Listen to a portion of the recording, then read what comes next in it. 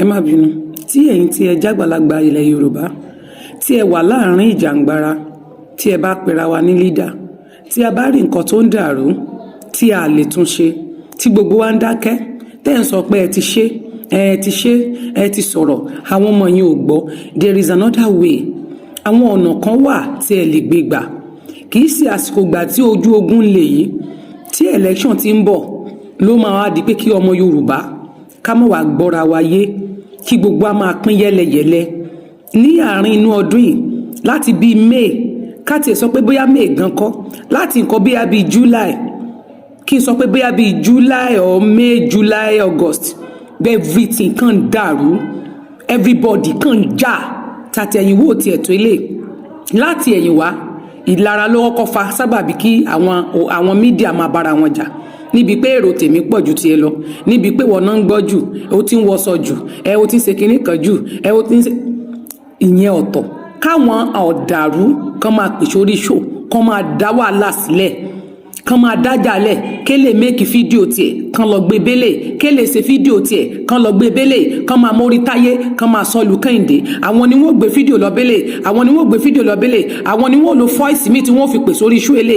tí wọ́n mọ̀ bú èlé àwọn náà wọ́n lo fọ́ìsì mi tí wọ́n fi pèsè orí iṣu èlé tí wọ́n mọ̀ fi bú èlé wọ́n wá ń da àárín wa rú máa dẹ̀ pariwo kí àwọn tó jágbàgbà kí wọ́n yan àwọn tí wọ́n á máa múyàn ẹni tó bá ti mọ̀ wípé òun ò lè gbọ́ sí àgbàlagbà lẹ́nu tàbí tí kò lè dúró lórí wípé àwọn tí wọ́n bá ń sọ̀rọ̀ àbáwọn tí wọ́n yàn kí wọ́n gbọ́ràn sí wọn lẹ́nu is better kan ṣe disclaimer fún wọn kán dẹ̀ bẹ̀rẹ̀ sí ní fi gbogbo ẹnikẹ́ni tó bá lóun fẹ́ sọ wípé òun dúró lẹ́yìn ẹnìyẹn àbí kìnnìkan tó máa fi máa dọ̀rọ̀ Yorùbá ẹ̀rú tẹ́nìkan bá wà nínú wàhálà láàrin wa ẹ jẹ́ ká dìde síra wa that is why tí mo fi máa sọ pé there is a lot of things tó ń go on tí ọ̀pọ̀lọpọ̀ mọ̀ bọ̀ ẹlòmíì ajáde anirọ́ ni kò sí kankan tó ń ṣẹlẹ̀ ẹ má dá wọn lóhùn èmi ò lè tàn yín mi ì lè fún yín lófo mo ní kò sí ìfẹ́ kò sí ìrẹ́pọ̀ kò sí ìṣọ̀kan wọ́n ń jà wọ́n ń bára wọn jà tán bá pè mí tí bá ní mi ò ní interest torí pé mo mọ̀ páàrin yín ò tí ì gùn ni torí pé mo rí many things tó ń ṣẹlẹ̀ láàrin yín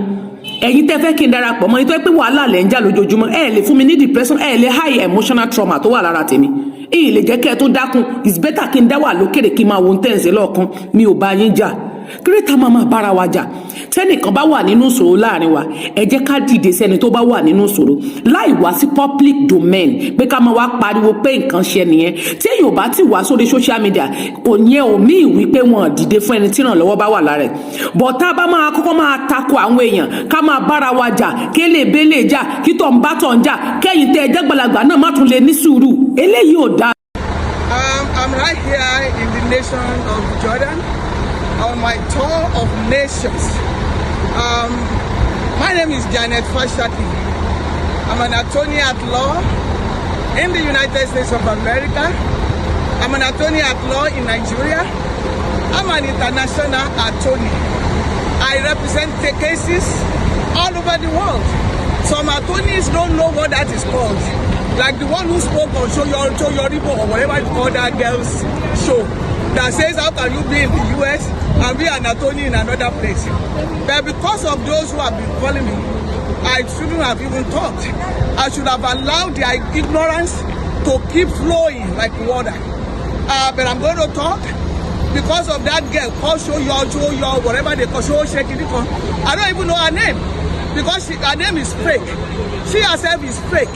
Everything about her is fake. She lives by destroying other people. But I'm not one of those people that you can destroy. Akurota wa otilomi ojo toro si. Àwa ò fi Yoruba nation making money. Àwa náwó ní Yoruba nation ni. Ọlọ́run dẹ̀ ń bùkún wa from other sources tá bí ń jẹun. Ṣé ní gbogbo yín tẹ́ ń pè tẹ́ ń ṣe pè. Gbogbo ẹ̀yin tẹ́ ń ru ẹrù tàbí yamọ òkì ń dì.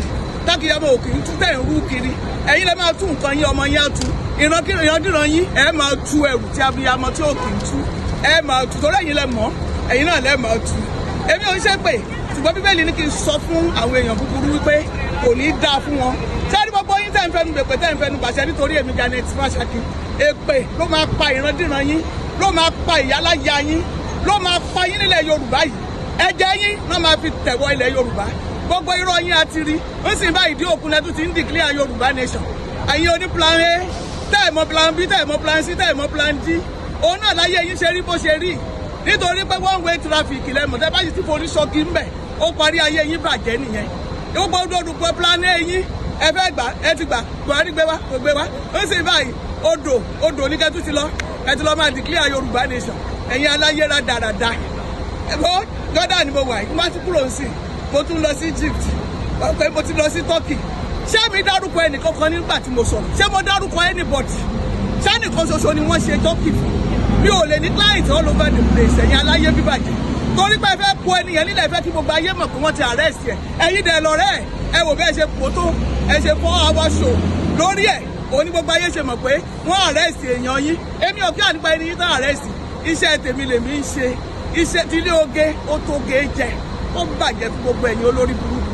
Orí èmi á dúró sórí ìyà yìí ti pọ̀jù Odùduwà Republic á dúró òmìnira adé. Òmìnira adé o ìyà yìí ti pọ̀jù fún wa.